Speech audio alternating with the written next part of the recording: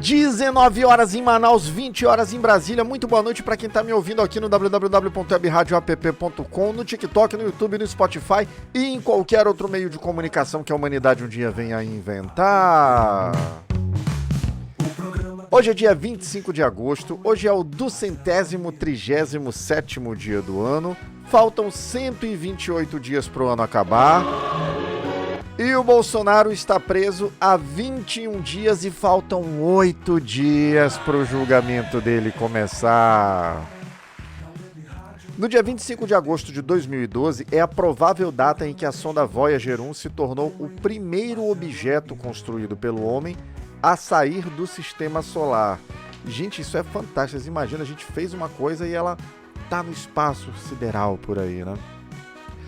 Hoje também é aniversário do ator estadunidense Sean Connery, do ator brasileiro Tony Ramos, do técnico de vôlei Bernardinho, da Zilda Arnes, do Gene Simons, um dos vocalistas do Kiss, do Bernardinho, já falei aqui, do Tim Burton, diretor de cinema, e dela, que eu sou fãzão demais dela, Fernanda Takai, musicista. Vamos voltar a falar de política aqui. Hoje é dia do feirante, hoje é dia do soldado. Parabéns a todos os feirantes, parabéns aos soldados. Hoje é dia da legalidade. Olha aí, hein, soldados? Fiquem de olho, hein? A missão de vocês é defender a legalidade, a lei. Não é para atacar o povo brasileiro, não é para dar golpe de Estado, não é para apoiar golpista, hein? O soldado é para defender a Constituição e o povo brasileiro. E hoje também é Dia Nacional da Educação Infantil. Que coisa linda. Parabéns a todos e todas os educadores e educadoras infantis desse nosso Brasilzão fantástico, né?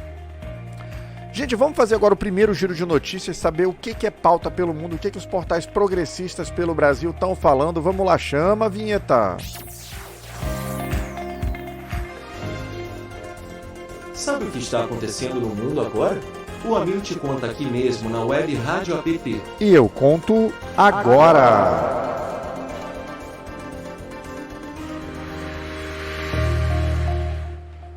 Manchete do perfil politicoam.com.br, portal parceiro da Web Rádio App. PL da adultização amplia a responsabilidade de Big Techs, diz secretário. Projeto de lei aumenta deveres das empresas de tecnologia sobre conteúdo online, visando maior proteção a usuários, segundo o secretário de Estado. Manchete da Carta Capital aqui. As prioridades de Lula para a reunião ministerial dessa terça-feira. O presidente define pautas centrais para encontro com o ministro, focando em diretrizes e estratégias para o governo federal. Pauta importante, João Dias. Por quê? Porque nesse momento o governo federal está acertando. Nesse momento a gente está numa elevação de popularidade. O Brasil enxergou que o presidente Lula é quem está defendendo a soberania brasileira, defendendo o Brasil. E muito provavelmente, Osmar Prado, Francis, Adriano, se fosse um outro presidente, talvez a defesa da nossa soberania, a defesa do nosso Brasil, não estivesse acontecendo da mesma forma. O povo brasileiro enxergou isso, que bom, né? Vamos lá, manchete do Brasil de fato. O STF aciona a PGR que tem 48 horas para avaliar justificativas da defesa de Bolsonaro. Supremo solicita análise urgente da Procuradoria sobre argumentos apresentados pela defesa do ex-presidente. Gente, todas as vezes que a gente vê notícias assim, deixa eu pausar para comentar, que a gente vê notícias de, porque o STF pediu o parecer da Procuradoria-Geral. Isso não é um favor, isso não é nada demais, é obrigação, tá? Quase todos os atos praticados durante um processo, eles precisam de parecer da Procuradoria. Dependendo da natureza desse ato, o ministro relator de qualquer processo, não é só desse processo contra o golpista vagabundo do Bolsonaro, ele pede o parecer do Ministério Público, às vezes antes de tomar uma medida, às vezes depois da medida tomada. Isso é normal, é tranquilo. Então é o que está acontecendo agora. O Bolsonaro desrespeitou sucessivas vezes as medidas cautelares que foram impostas. A Procuradoria-Geral da República, o ministro Alexandre de Moraes, relator do processo do golpe, intimou a defesa do Bolsonaro, falou: expliquem-se. A defesa juntou suas explicações. O ministro pega essa defesa, manda para o Ministério Público e pergunta: Ministério Público, qual a sua opinião, qual o seu parecer sobre isso? E o Ministério Público, que é o dono da ação penal, que é quem está acusando o Bolsonaro e o restante da quadrilha dele de serem golpistas, e são mesmo, ele vai dar o seu parecer. Depois, com esse parecer, sopesando o que disse um advogado, o que disse o Ministério Público, é que o ministro Alexandre de Moraes vai tomar uma decisão. Eu acho que ele vai mandar prender o Bolsonaro agora, Fábio? Eu acho que não. Eu acho que ele vai segurar um pouquinho, vai esperar o julgamento, o início do julgamento já está bem aí. Então, acho que ele vai segurar um pouco com a defesa, mas de graça não pode ficar, né? Algo vai acontecer. Vamos lá, manchete do Brasil 247. O governo Lula contrata escritório nos Estados Unidos para tentar barrar sanções impostas por Trump. A administração brasileira busca apoio jurídico americano para evitar medidas restritivas aplicadas pelo ex-presidente dos Estados Unidos. Gente, vou pausar também para comentar. Isso é algo que já devia, que sabia-se que iria ser feito. A questão é decidir o timing, decidir quando. Olhem o feeling que o Lula teve nesse processo todo das taxas Bolsonaro. Saiu o negócio, o Brasil vai ser taxado. Foi um pandemônio, um frisson e tal, beleza, 100%, porra, e aí o que vai ser? O Brasil vai quebrar, vai ser o caos, beleza. O presidente Lula esperou. Saiu a lista do tarifaço.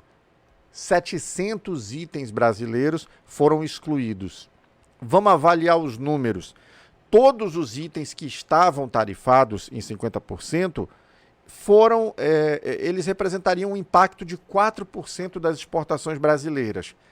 Encontrou-se o número, uma vez encontrado o número, vamos lá fazer um plano de socorro para evitar os danos. Foi feito o Programa Brasil Soberano, que já está no Congresso Nacional, que deve ser aprovado nos próximos dias. E vocês perceberam que ninguém fala mais em taxa? Acabou. Por quê? Porque era algo que, como eu falei, quem assiste o programa aqui deve lembrar, tem no YouTube também disponível. As taxas aconteceram, foram um pandemônio, mas elas foram equalizadas. Acabou. Agora quem ia vender para tal lugar já está buscando outros mercados. O que não dá para vender mesmo, então o governo vai absorver com muitas compras.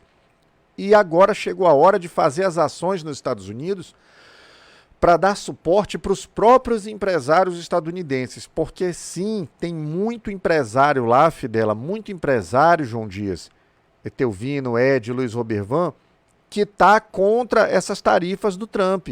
Semana passada a gente viu uma carta da indústria dos produtores de soja estadunidenses pedindo para que ele parasse com as taxas porque eles não estavam mais conseguindo vender para a China. E toda a produção que a China iria comprar dos Estados Unidos, de quem que eles estão comprando agora?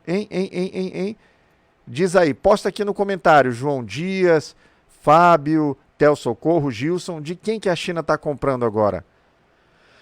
Está comprando do Brasil, meus queridos. Então começou a virar o jogo, o negócio está acontecendo e ninguém fala mais em taxação.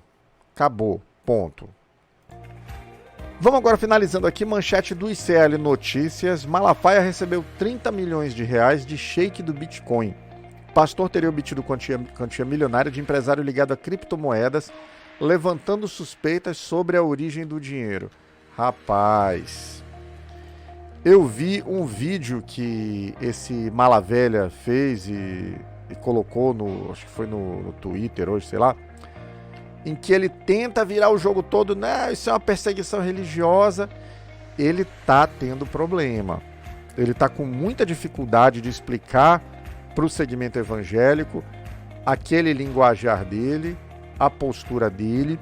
Ele esperava receber apoio massivo de grandes lideranças do segmento evangélico e não aconteceu. Então ele viu que o negócio não saiu como ele imaginava e agora vai tentar se vitimizar, vai tentar dizer que é perseguição religiosa. Não é. Malafaia está sendo investigado por crimes bem mundanos, crimes daqui, não tem nada a ver com religiosidade não. E a fatura está chegando, eu sempre digo. O plantio é opcional, a colheita não é. Está chegando a hora. Vamos lá então entrar no tema de hoje. Quem será o sucessor de Bolsonaro? Parte 3. Eu fiz aqui, essa é a última parte, numa tentativa que eu fiz aqui, de analisar quem seriam os possíveis sucessores do Bolsonaro. Na parte 1, eu fiz uma análise de possibilidade do Carluxo, do Flavinho Chocolate e do Bananinha. A conclusão a que eu cheguei, fazendo aquelas análises, é que nenhum deles é um pretenso sucessor viável. O Carluxo é maluco, o mundo do dinheiro que dá suporte ao bolsonarismo não suportaria o Carluxo. O Flávio Chocolate não aguenta pressão. Lembramos de novo do debate em 2020, quando ele foi candidato a prefeito do Rio de Janeiro, e ele... 2020? Foi 2020... Não, 2016. E ele, no meio do debate, ele desmaiou e tal, ficou quase morrendo lá. Ele não aguenta pressão. Sem contar que ele é mais sujo que pau de galinheiro. Gente, não esqueçam, a investigação sobre a rachadinha que ele fazia com o Queiroz no gabinete dele quando ele era deputado estadual, ele não foi absolvido. Aquilo simplesmente teve uma anulação de provas e mandou-se voltar ao começo da operação. E por lá ficou. O MP do Rio está segurando aquilo. Por quais motivos? Suponho, mas não sei. Então, vamos aguardar. Ele não é uma opção. O Bananinha não pode colocar as patas imundas no Brasil. Se o Eduardo Bolsonaro pisar no Brasil, ele vai ser preso muito justamente. Na parte 2, a gente analisou aqui o Romeu Zema, o Tarcísio de Freitas e o Caiado. O Caiado e o Romeu Zema, eles têm grande apelo nos seus estados, têm uma boa popularidade, mas o Zema ainda é um desconhecido nacionalmente e ele não teve o apelo que o Bolsonaro teve para uma ascensão meteórica de conhecimento. Então o Zema também não será o candidato a presidente, pelo menos não viável. Se o Partido Novo garantir a ele a legenda para disputar a eleição, ele talvez seja candidato, mas ele não é um candidato viável. O Caiado, apesar de ser um pouco mais conhecido do que o Zema, nunca conseguiu crescer em intenção de voto. E esse nunca, eu estou falando desde os anos 80. Tem um vídeo muito engraçado que rola no YouTube, aí quem quiser procura, de um debate no começo dos anos 90, ou foi em 89, não lembro, em que o Caiado estava lá, o Lula tinha que fazer pergunta para alguém, ele estava escolhendo, e aí o Caiado dizia, pergunta para mim, Lula. E aí o Lula dizia, Caiado, quando você bater 1,5% de intenção de votos, eu debato contigo, antes não. Acabou que nós estamos aqui em 2025 e o Caiado nunca conseguiu bater 1,5% de intenção de votos. Então também não era uma opção.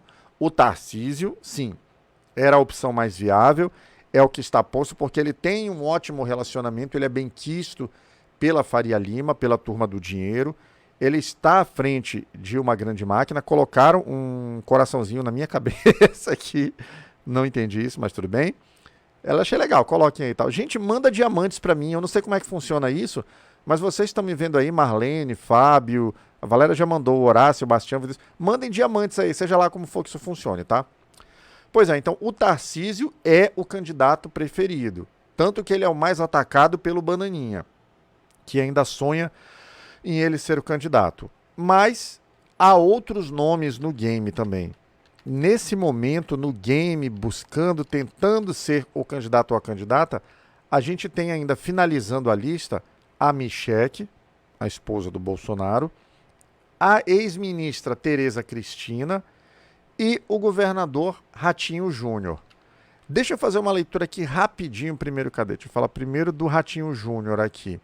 Ele também tem uma alta aprovação no estado dele, tem uma gestão elogiada. Ele tem uma ótima relação com o Gilberto Kassab, que é o presidente do PSD, e é um animal político. O Kassab, ele transita em todo lugar, ele é secretário no governo de São Paulo. O partido dele tem ministérios no governo Lula. Ele é um animal político, o Kassab. E eu repito, eu já falei do Kassab uma vez aqui, alguém comentou, mas tu gosta do Kassab e tal. Eu não gosto do Kassab. O fato de eu não gostar de alguém não me impede de reconhecer se alguém é bom em determinada coisa. O cara manja muito, ele tem umas leituras processuais, umas leituras de processo político fantástica. Não foi à toa que ele construiu um partido do tamanho que é o PSD, como ele construiu. Então, ele tem, o Ratinho Júnior tem a simpatia do Kassab. Ele tem um outro ponto positivo, ele tem um ponto positivo e um negativo. De ponto negativo, ele tem uma baixíssima projeção nacional. Pouca gente no Brasil conhece o Ratinho Júnior. Mas, por outro lado, ele tem um ponto para reverter isso também, que é a rádio do pai dele, o Grupo Massa de Comunicação. Ele é filho do Ratinho, apresentador Ratinho. E o Ratinho tem um império de comunicação. Então, isso poderia ajudar bastante. Ajudar ao ponto de ele se tornar conhecido, ao ponto de ser viável eleitoralmente, acredito que não. Então, ele é mais um que eu enxergo que, se conseguir garantir uma legenda para ser candidato a presidente, vai ser para esquentar nome. Não é um candidato viável. A gente tem também nessa última lista a Tereza Cristina, que ela é senadora pelo Mato Grosso do Sul, ela foi ministra da Agricultura no governo Bolsonaro, ela é ligada ao agronegócio, ela tem um histórico até de algumas críticas à família Bolsonaro. Ela teve uns embates fortes lá com o Eduardo Bolsonaro já. E esse é o ponto positivo que ela tem. Ela tem um relacionamento muito bom com o agronegócio. Ela é membro do agronegócio, ela tem origem política nisso. Mas, assim como os outros, ela tem uma visibilidade nacional baixa. E ela tem um outro empecilho também, que é o mesmo que eu vou colocar da última opção que eu vou falar agora, que é a misoginia. O bolsonarismo é machista. O bolsonarismo não gosta de mulheres ocupando espaço de poder.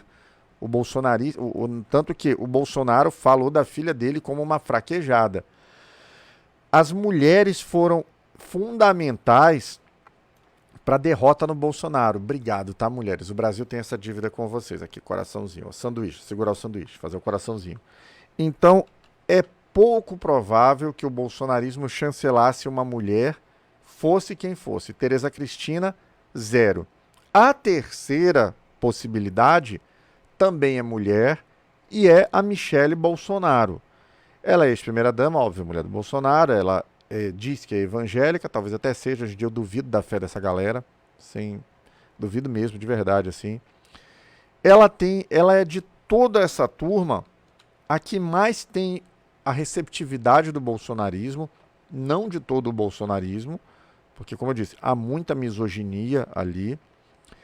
Ela conseguiria manter viva, pela relação óbvia com o Bolsonaro, a proximidade com o eleitorado bolsonarista raiz.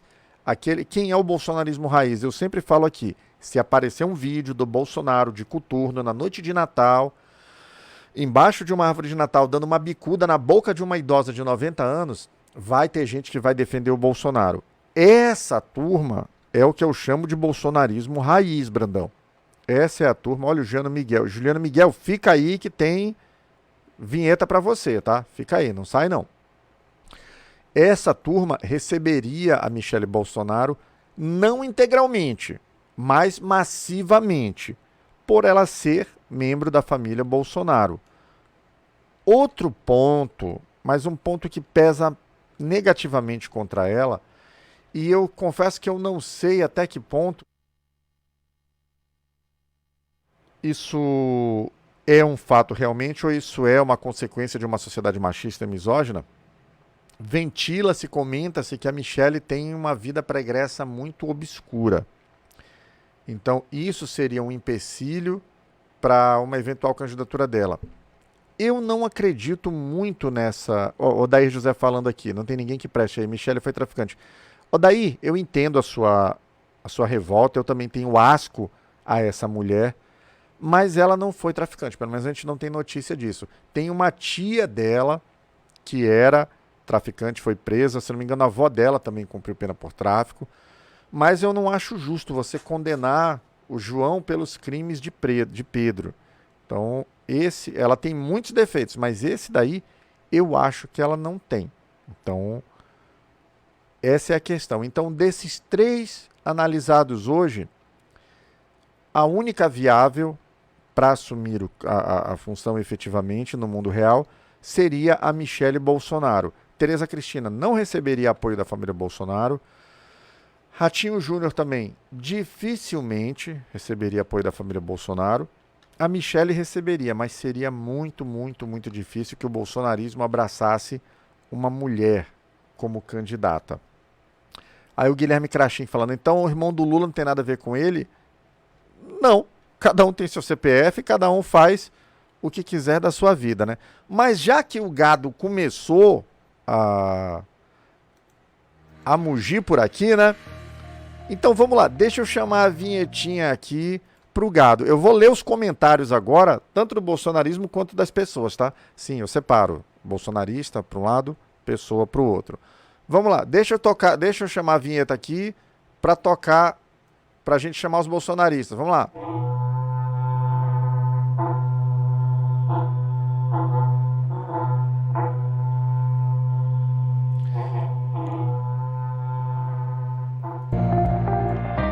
Bolsonaristas, apresentem-se. Vamos ver aqui, cara. Deixa eu ler os comentários aqui agora. Vamos lá. Brandão, ele poderia ser pré. Quem mais? Malafaia. Não entendi, Brandão, teu comentário. Mas vamos lá. O comentário da Valéria. A cada argumento equivocado sempre acompanha e o PT e o Lula. Mano, muda o disco. Eles são assim mesmo. Comentário aqui do Guilherme Krachinski. Os bolsonaristas não gostam muito de mulher. KKKKK. A Michelle não tem chance. Eles não gostam mesmo, não. Eles são misóginos assumidos, né? Guilherme Krachinski, aquele comentário lá. Então o irmão do Lula não tem nada a ver com ele? Profissionalmente, não. Cada um segue a sua vida, cada um tem o seu ramo, como os seus parentes têm a ver com você, porque são parentes, mas não quer dizer que você não é responsável pelos atos dos seus parentes e vice-versa. O Odair José comentou aqui, mas não tem ninguém que preste aí. Michele foi traficante, já comentei isso também. Michele não foi traficante. Olha, o Juliano Miguel Web. Ele comentando aqui, cadê? Falando merda. Será que o Juliano Miguel Web é gado? É gado, Juliano Miguel Web. Comentário aqui da Eliane. Agro, espaço, tóxico. Minha amiga, são tóxicos mesmo.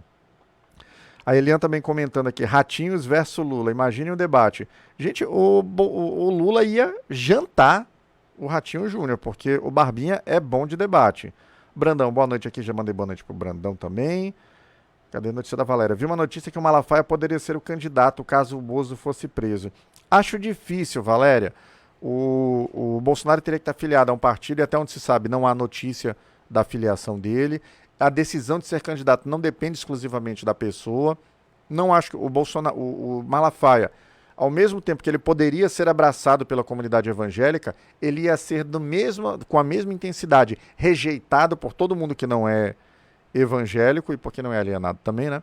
Então, acho difícil. Olha, o User XP aqui também, dizendo Tarcísio 2026. É gado o User XP? É gado. Natalina comentando aqui, será que ele dá conta? Vejo que ele tá sumido. Ele quem? Aí eu perdi o timing aqui, né? O Emanuel de Sanunes, Brasil acima de tudo, Deus acima de todos. É gado, Natalino? Não, o Emanuel, né? É gado, Emanuel. Peixe, Lula 2026 e 2030, é Lula. Marcos Santana aqui comentando também, Malafaia, 44 milhões desviado suspeito. É bandido, né? Aí o Peixe, nem jantando todos tem jeito, não entendi. João Dias falando, esse Malafaia vai colher aquilo que plantou. Vai sim, João Dias, acredito nisso também. Quem mais comentou aqui? Fábio, é animal, eu falo coleira. Se estourar a coleira, já indica também. Vai fugir para uma embaixada, porém ele fugir está monitorado via satélite, só se ele estourar a coleira. Ah, entendi, Fábio. Você está falando do Bolsonaro fugir mesmo com a tornozeleira, né? É uma possibilidade, eu já tenho falado disso, eu até comentei aqui, tinha que pegar o pessoal da OJS, a juventude do PT, tinha que todo mundo fazer um regime de escala, de plantão na frente de 3 embaixadas, na frente da Embaixada dos Estados Unidos, da Embaixada da Hungria e da Embaixada da Argentina. Ficar lá de plantão para, se o Bolsonaro passar perto, chamar a polícia na hora e você mesmo dar voz de prisão nele, porque qualquer do povo pode. Mas sim, é uma possibilidade. Também acho que ele ainda vai fugir porque ele é vagabundo. Quem mais aqui? Cadê? Já foi, deixa eu ver, tem mais comentário aqui. Tá aqui, o Brandão só presta a dar, não entendi. Olha, o Ari comentando aqui, é 22. É gado o Ari? É gado o Ari. E finalizando aqui, a Irene Pereira, Lula presidente 2026. É Lula presidente mesmo, Irene. Vamos seguindo vinheta.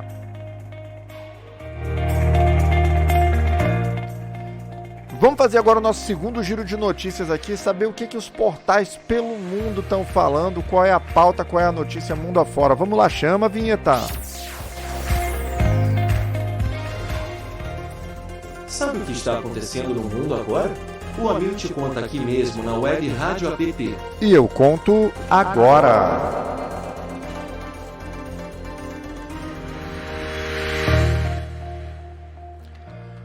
Manchete do portal Diário de Notícias, produzido notícias de Lisboa, Portugal. Trump diz que muitos norte-americanos gostariam de ter um ditador.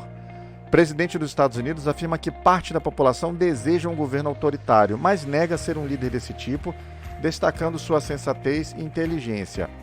Cara, começou o discurso. Eu acho que esse sujeito tá preparando o terreno, ele vai começar, vai plantando, até que isso se torne um debate de verdade. E o resultado sabe Deus o que vai ser, né? Vamos seguindo manchete da Rádio Progresso, portal cubano. O movimento independentista de Porto Rico condena bloqueio a Cuba e reitera sua solidariedade. Grupo porto-riquenho critica embargo econômico dos Estados Unidos contra Cuba, reforçando a ilha em apoio de justiça e soberania. Desde os anos 60, Cuba vive um embargo econômico criminoso dos Estados Unidos. Isso impede, isso atrapalha muito o desenvolvimento da ilha, mas a ilha resiste. Parabéns a quem manifestou solidariedade. Manchete do portal La Nación de Buenos Aires, Argentina. Javier Milei, em meio ao escândalo pelos áudios, abre aspas, creem que me preocupa o que possam fazer daqui para frente. Fecha aspas para o Javier Milei. Político argentino enfrenta polêmica por gravações vazadas, gerando especulações sobre suas ações futuras e impacto na política local. Cara, eu sempre digo aqui, a vida do Milei não está fácil na Argentina. Há muita contestação no parlamento. Recentemente o parlamento derrubou muitos vetos dele. Há muita contestação no judiciário em relação ao Milei e há sucessivas e reiteradas e cada vez maiores manifestações de rua criticando os atos da gestão do Milei. Então a vida dele não está fácil. Vamos torcer para o povo argentino conseguir se recuperar, se livrar disso durante as eleições, né? E finalizando aqui o giro de notícias internacional, manchete do portal Xinhua.com, portal chinês que produz notícias para o mundo. Dívida federal dos Estados Unidos ultrapassa 37 trilhões de dólares, aumentando preocupações econômicas. Déficit crescente eleva custos de juros, pressiona crescimento econômico e gera alertas sobre instabilidade fiscal. Rapaz, eu tô dizendo, a economia dos Estados Unidos não tá essa maravilha que se diz. As medidas do Trump não estão ajudando muito a economia estadunidense. Ele tá gerando inflação interna e a tendência lá é piorar. Tô torcendo para dar certo? Pelo contrário, a coisa tá ruim, eu espero que piore. Enfim, vamos lá. Eu vou fazer um outro programa aqui falando do Paulo Figueiredo e do Bananinha, né? Porque quando tiver eleição lá, se tiver eleição, né? Se o Trump deixar que tenha, e houver a possibilidade real de pessoas do Partido Democrata vencerem, não se iludam, hein? Anotem aí. Um dos grandes pontos da eleição nos Estados Unidos no final do mandato do Trump vai ser o Brasil. Vai ser bandeira. Candidato democrata vai defender a revogação de todas as escrotices contra o Brasil e a deportação imediata de Paulo Figueiredo e Eduardo Bolsonaro. Anotem aí e me cobrem no futuro. Deixa eu mandar um oi pra galera que tá me acompanhando ao vivo aqui na live. Paulo Sidney, Raimundo Lúcio, José Pereira, User tarararau, o Brandão falando aqui que só presta das antigas o povo da UJS. Pô, eu tenho muitos amigos da UJS. O povo das antigas da UJS é top mesmo, cara. Mas tem uma galerinha boa lutando lá atualmente também, né? Vamos seguindo agora, gente. Vamos para aquele momento dedo na goela, né? Quando a gente fala de uma pessoa horrível, de uma pessoa escrota, de uma pessoa nefasta. Vamos lá, chama a vinheta. Cuidado aí!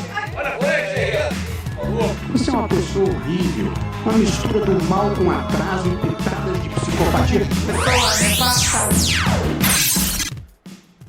A pessoa nefasta de hoje é Pedro Deirroth. Pedro Deirroth começou sua trajetória política como fundador do MBL em meados dos anos de 2010. Atuou em protestos a favor do golpe contra Dilma Rousseff, ganhando visibilidade com discursos liberais e críticas à corrupção. Sua participação em eventos como o Festival Bananada, financiado pela Lei Rouanet, já gerava algumas controvérsias. Deirroth cresceu no cenário político por sua retórica agressiva e presença nas redes sociais, consolidando-se como uma voz do MBL. Sua atuação em Brasília, ao lado de figuras como Eduardo Cunha, fortaleceu sua influência durante o golpe contra Dilma. Como líder da banda Bonde do Rolê, misturou arte e política, atraindo jovens com um discurso anti-establishment. Deirroth é alvo de críticas por incoerências, prega moralidade, mas seu clipe Vida Louca exalta drogas e orgias, chocando com apologia ao tráfico e desrespeito a símbolos religiosos.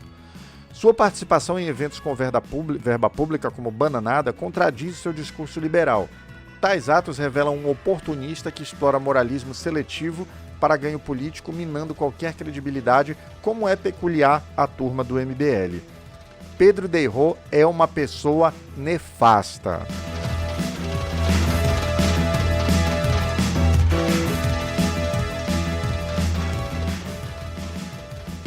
Vamos fazer a listinha agora da turma que tá fechada com o Bolsonaro, hein? Vamos dar uma listinha aqui, quem tá preso, quem tá tornozelado, saber o que tá acontecendo com essa galerinha. Cadê? Tá aqui. Vamos lá, chama a vinheta.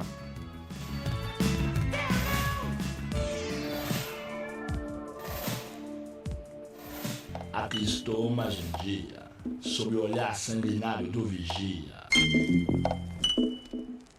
Vamos atualizar aqui como é que estão os fechados com o Bolsonaro. Roberto Jefferson segue em prisão domiciliar. Daniel Silveira teve atualização. A defesa dele apresentou ao STF uma lista de 12 livros que ele leu na prisão, como 1984, livraço, hein? Recomendo que todo mundo leia, e O Príncipe do Maquiavel, também recomendo que todo mundo leia, para reduzir a pena. O ministro Alexandre de Moraes, relator da prisão dele, exige a revisão dos relatórios porque encontrou irregularidades de acordo com as normas do CNJ. Agora, olha o paradoxo disso aqui, gente. Esse vagabundo desse Daniel Silveira, eu vou parar aqui para comentar.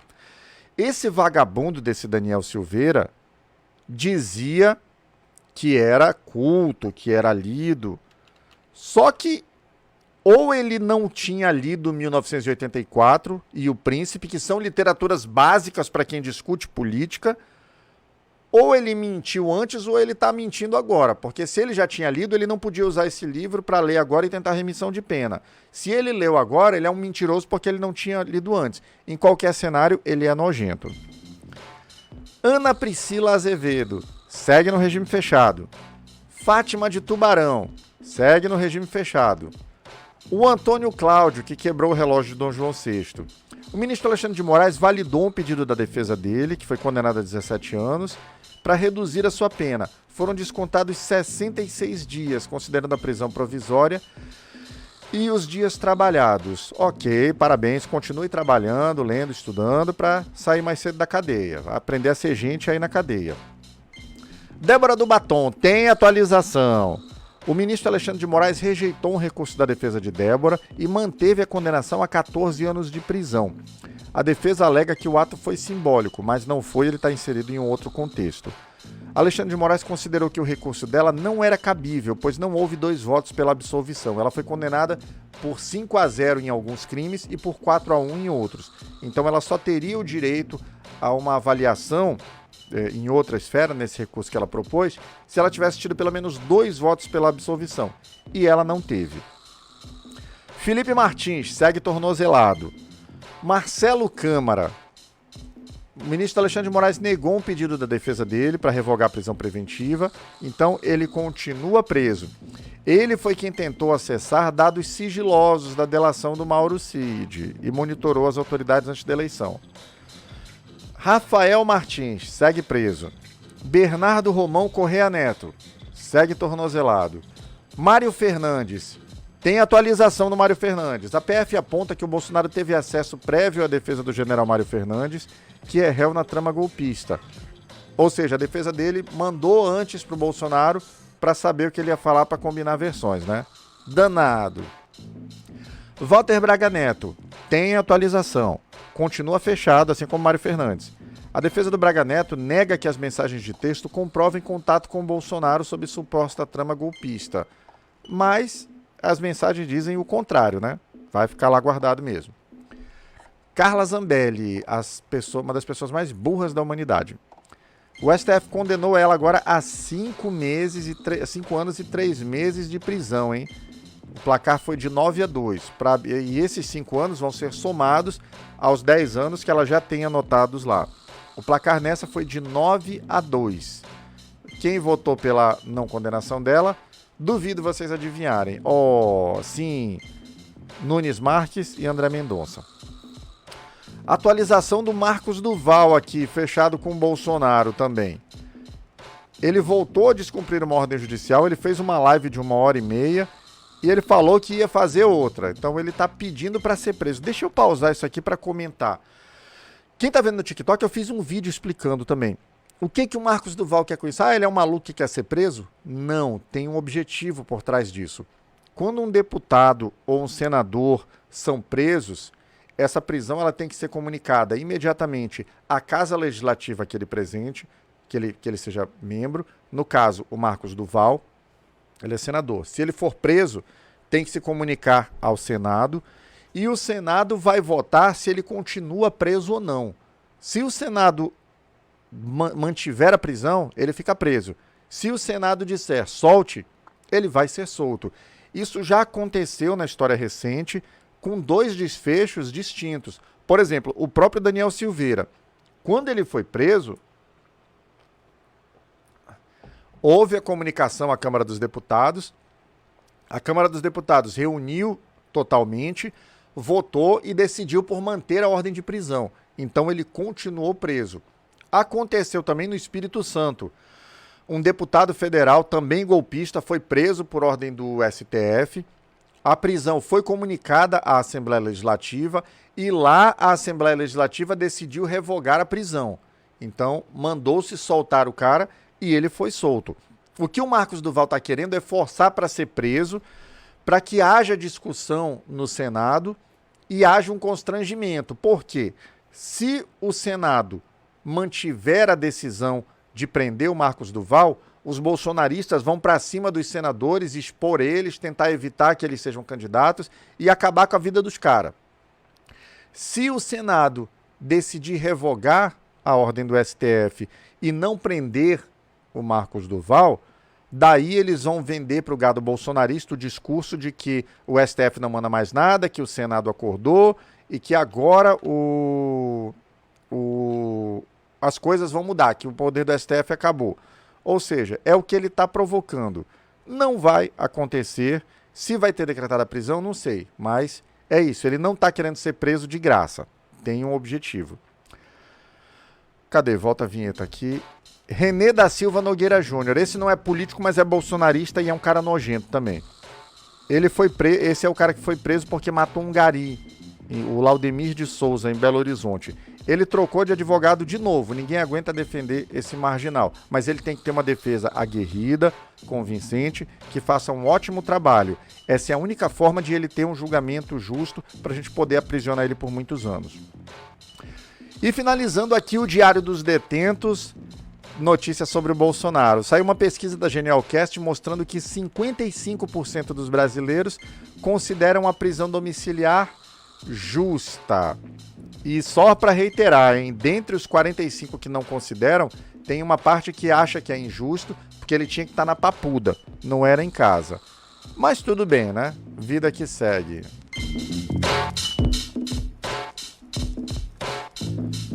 Deixa eu dar mais um oi pra galera que tá acompanhando aqui. Quem foi que entrou? Lázaro Justino, José Francisco Lopes, Ângelo Silva, o Odair José já estava aqui.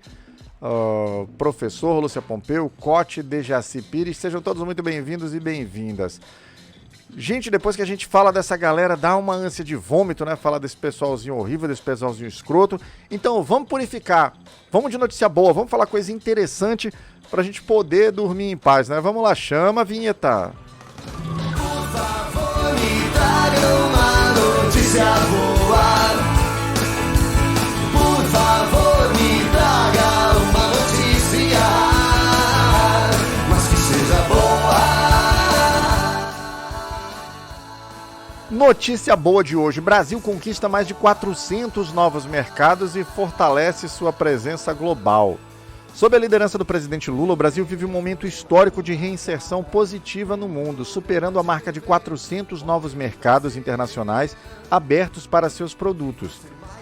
Essa conquista, que inclui desde carnes bovinas até frutas e grãos, demonstra a força e a resiliência da economia nacional, gerando novas oportunidades para nossos produtores e fortalecendo a soberania do país perante o mundo. O sucesso é fruto de um trabalho técnico e articulado entre governo e setor produtivo, com foco na diversificação de parcerias e no comércio multilateral. A abertura de mercado na Ásia, Américas e África consolida o Brasil como um ator global relevante, promovendo o desenvolvimento com cooperação e garantindo um futuro mais próspero e independente para a economia brasileira. Notícia boa! Vamos dar mais uma lida nos comentários aqui. O Odair José, Lula 13 faz o L, Odair. Comentário do Odair aqui. Percebe que Bolsonaro fez muito mais coisas ruins do que boas. Ele não fez coisa boa nenhuma, Odair. Não consigo ver nada de bom que esse sujeito tenha feito. Lázara Justina aqui. Ih, rapaz, chegou. Vamos lá. Lázara Justina. Cadê? Lula ladrão. Tem que pegar aulas com Donald Trump, que é honesto de caráter. É gado a Lázara Justina? É gado a Lázara Justina. O comentário aqui do José Francisco Lopes. O que o Bolsonaro fez de bom? 4 anos de pandemia, fez Rio São Francisco, habilitação 10, Bolsa Família de 600. Eu não entendi teu comentário, José Francisco, mas o Bolsonaro não terminou a transposição do Rio São Francisco, isso aí foi, ele só inaugurou, quem fez tudo foi a presidenta Dilma. A isenção de taxa de habilitação, quem fez foi o governo Lula. E aqui ele deve estar falando do auxílio emergencial durante a pandemia. O governo Bolsonaro não queria dar auxílio nenhum. A única proposta do Paulo Guedes durante a pandemia era suspender os contratos de trabalho. Daí eles viram que não ia ter como, mandaram uma proposta de R$200 de auxílio e a Câmara dos Deputados, através de uma articulação dos deputados que na época eram de oposição, PT, PSOL, PDT, conseguiram construir que o auxílio emergencial fosse de R$600. Se dependesse do Bolsonaro, a gente ia, todo mundo era morrer de fome, viu? Cadê mais um oi aqui pra galera? Bastante gente. Gente, 19 horas e 44 minutos em Manaus, 20 horas e 44 minutos em Brasília. Programa chegando ao fim e você que está me acompanhando ao vivo, assim que terminar o programa, entra lá no YouTube, procura pela Web Rádio App, curte o canal, ativa o sininho, deixa um like, deixa um comentário. Se você gostou do tema, copia o link, manda para alguém que você acha que também tem que ouvir. E você que acompanhou pelas redes sociais, assim que terminar o programa, acessa lá www.webradioapp.com, baixa o aplicativo, é super leve, é de graça, não tem que fazer login, tem música 24 horas por dia, tem jornal de manhã, tem jornal de tarde e de segunda a sexta, às 20 horas de Brasília, 19 horas Manaus, tem eu, Marcelo Amil, sempre falando sobre um tema interessante e inteligente que vale a pena discutir. Obrigado, amanhã estamos de volta. Fui!